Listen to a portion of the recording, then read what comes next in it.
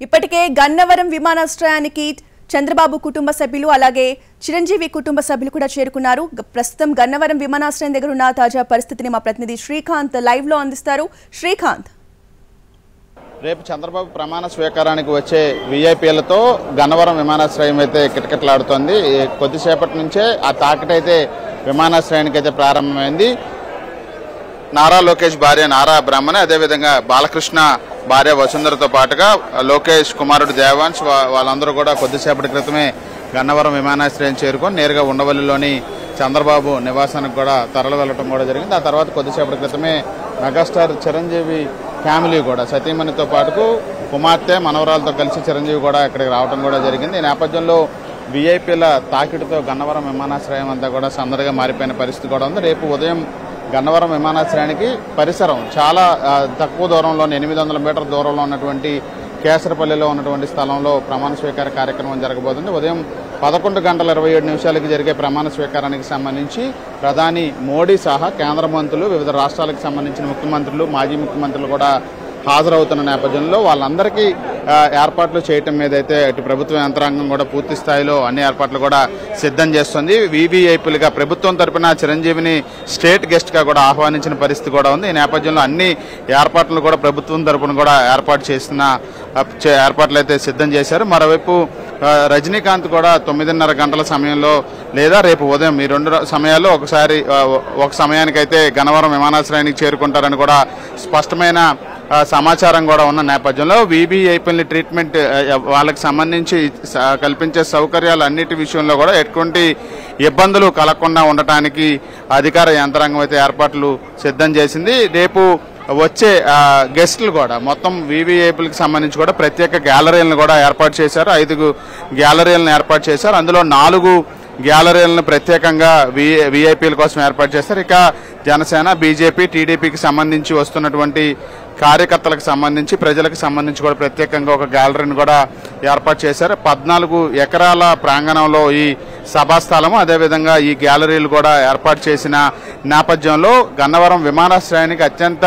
సమీపంలోనే వేదిక కూడా ఉన్న నేపథ్యంలో అందరూ గన్నవరం విమానాశ్రయానికి సంబంధించిన ఇక్కడికి వస్తున్న గెస్టులతో అయితే ప్రస్తుతం సందడి వాతావరణం అయితే విమానాశ్రయంలో కనపడుతుంది. ఈరోజు రాత్రి 9:30 సమయానికైతే హోంమంత్రి అమిత్ షా కూడా గన్నవరం విమానాశ్రయానికి చేరుకుంటారు. అక్కడ నుంచి ఆయన నోవోటల్కి వెళ్ళి ఆ తర్వాత చంద్రబాబు నివాసానికి ఉండవల్లి వెళ్ళి ఆయనతో సమావేశం అవుతారు. ఈ నేపథ్యంలోనే రేపు ఉదయం ప్రధాని మోడీ కూడా వస్తున్న నేపథ్యంలో మొత్తం 2 గంటల పాటు కూడా ఆయన ప్రమాణ స్వీకారానికి సంబంధించిన కార్యక్రమంలో పాల్గొనబోతున్నారు. 12:45 తిరిగి భువనేశ్వర్ కూడా ప్రధాని మోడీ వెళ్తారు. ఇక తమిళనాడుకి సంబంధించిన మాజీ ముఖ్యమంత్రి పన్నీర్ సెల్వంతో పాటుగా కేంద్ర మంత్రి బండి సంజయ్, అదేవిధంగా రామ్దాస్ ఇలాగా కొంతమంది కేంద్ర మంత్రులు కూడా రాబోతున్నారు.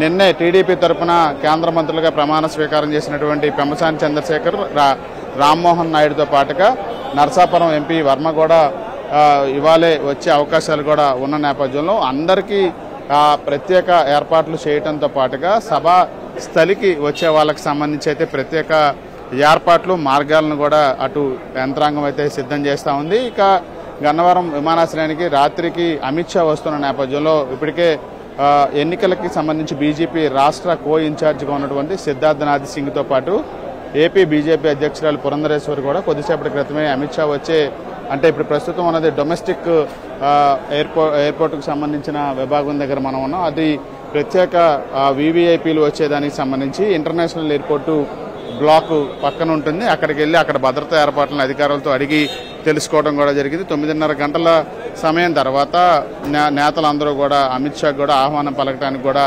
వస్తున్న పరిస్థితి కూడా ఉంది. కేంద్ర మంత్రులుగా ప్రమాణ స్వీకారం చేసిన తర్వాత, ప్రధానిగా మోడీ ప్రమాణ స్వీకారం చేసిన తర్వాత నేరుగా హాజరవుతున్న కార్యక్రమం కావడంతో అందరూ కూడా ప్రధానికి అదేవిధంగా కేంద్ర మంత్రులకి ఆహ్వానం పలకడానికి అన్ని ఏర్పాట్లను కూడా సిద్ధం చేసుకుంటున్నారు. ఇక రేపు జరిగే కార్యక్రమానికి సంబంధించి నేషనల్ హైవే పక్కనే సభా వేదికను ఏర్పాటు చేసిన నేపథ్యంలో మొత్తం వైజాగ్ నుంచి గుంటూరు వైపు వెళ్లే వాహనాలు కానీ, అటు హైదరాబాద్ నుండి విజయవాడ మీదుగా వైజాగ్ వెళ్లే వాహనాలు, ఇలాగా మొత్తం గన్నవరం మీదుగా ఎటువంటి వాహనాల రాకపోకలు లేకుండా పూర్తి స్థాయిలో ఆంక్షలను ఇప్పటికే ప్రభుత్వం తీసుకొచ్చింది కొద్దిసేపటి క్రితమే. అంటే 7 గంటల సమయం నుంచి ఈ ఆంక్షలన్నీ కూడా అమల్లోకి వచ్చిన నేపథ్యంలో ఇవన్నీ కూడా రేపు గన్నవరానికి వచ్చే వివిధ ప్రాంతాలకి గన్నవరం ఎయిర్పోర్ట్ నుంచి వెళ్లే ప్రయాణికులు ఎవరైతే ఉంటారో ఈ ట్రాఫిక్ ఆంక్షలను అన్నిటినీ కూడా గుర్తించి ముందుగానే విమానాశ్రయాలకు చేరుకోవాలని ఎయిర్పోర్ట్ డైరెక్టర్ కూడా ఇప్పటికే ప్రకటన కూడా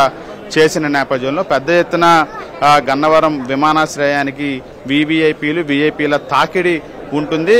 ఇవాళంతా ఆ విఐపీలు నగరానికి చేరుకోవడం ఇవాళ రేపు ఉదయం వరకు తాకిడి ఉంటుంది. ఇక రేపు సాయంత్రం రేపు మధ్యాహ్నానికి కార్యక్రమం అయ్యాక సాయంత్రం నుంచి వీళ్ళందరూ కూడా తిరిగి వాళ్ళ ప్రాంతాలకు కూడా వెళ్ళిపోతారు. కాబట్టి అప్పటి వరకు కూడా గన్నవరం విమానాశ్రయంలో ఇదే విధంగా ఒక సందడి వాతావరణం హడావుడి అయితే ప్రస్తుతం మనకి స్పష్టంగా కూడా కనపడుతుంది. పవన్ కళ్యాణ్ కూడా రేపు ఉప ముఖ్యమంత్రిగా ప్రమాణ స్వీకారం చేస్తారని సమాచారం కూడా ఉన్న నేపథ్యంలో దాని మీద కూడా ఆ సినీ రంగానికి సంబంధించిన ప్రముఖులు కూడా రేపు ఈ కార్యక్రమానికి హాజరవుతారని కూడా అటు పార్టీ వర్గాలు కూడా చెప్తున్నాయి. ఇక కేంద్రానికి సంబంధించి బీజేపీ కూడా ఇక్కడ కూటమిలో కీలకంగా ప్రధాన పార్టీగా ఉన్న నేపథ్యంలో కేంద్రానికి సంబంధించిన మంత్రులు ఇక రాష్ట్రానికి సంబంధించి కొత్తగా ప్రమాణ స్వీకారం చేయబోయే నేతలకు సంబంధించిన ఆయా నియోజకవర్గాలకు సంబంధించిన నేతలు వీళ్ళందరూ కూడా రేపు ఈ ప్రమాణ స్వీకార కార్యక్రమానికి వస్తున్న నేపథ్యంలో మొత్తం దాదాపుగా 2 లక్షల మంది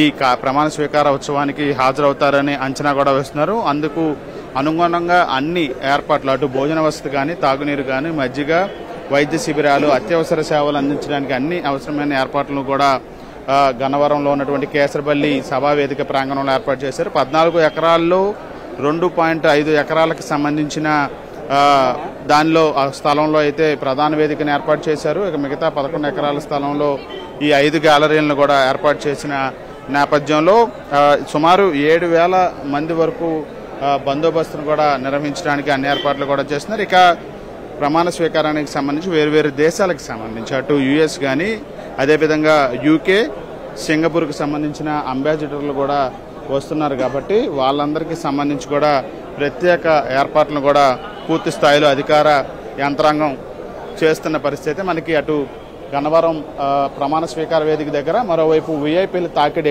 ఎక్కువగా ఉన్నటువంటి గన్నవరం విమానాశ్రయం దగ్గర అయితే ఈ ప్రమాణ స్వీకారానికి సంబంధించిన సందడి వాతావరణం అయితే స్పష్టంగా కనబడుతోంది. రోజు రైట్. Thank you Srikanth.